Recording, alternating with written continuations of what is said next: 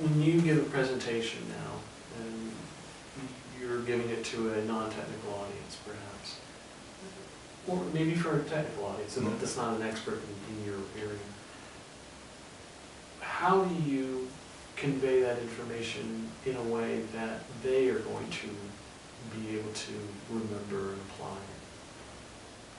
Well, let me give you an example. My current work is largely in connection with the food system.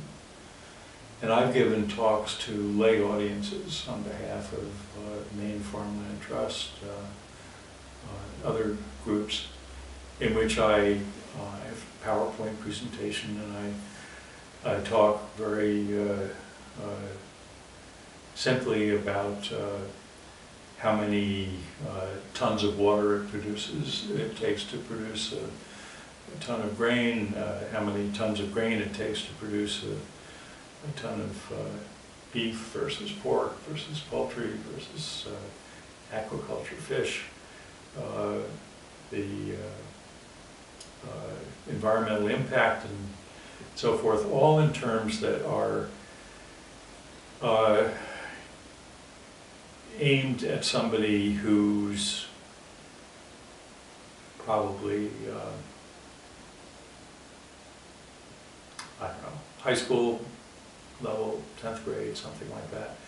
It's usually new concepts and new information to somebody who has a college or a postgraduate degree in something other than agriculture and nutrition and food systems. So it's new to them and interesting, but it's also understandable to people who have not taken a college level course in economics or something like that. When I talk in the same domain to an audience of people who are very sophisticated about the food system, then I tend to either ratchet up the level of detail or talk more about the methodology of how these numbers were arrived at, or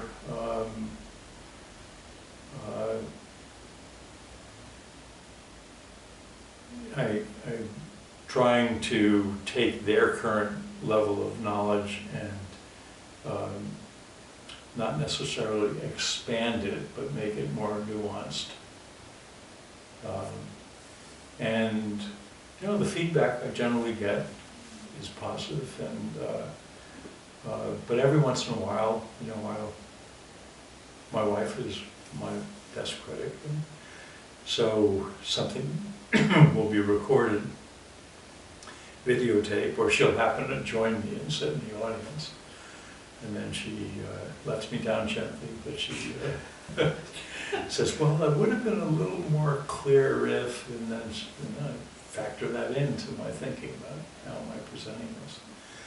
But I go back to that story of Nick Kristof. You know, this situation is pretty dire with regard to the future of food security, climate change, and water shortage, and so forth, and extreme storm events. But here's what you can do today and 21 times a week. By the decisions you make about what kind of food you eat, you can decrease your carbon footprint. You can talk to your family and friends.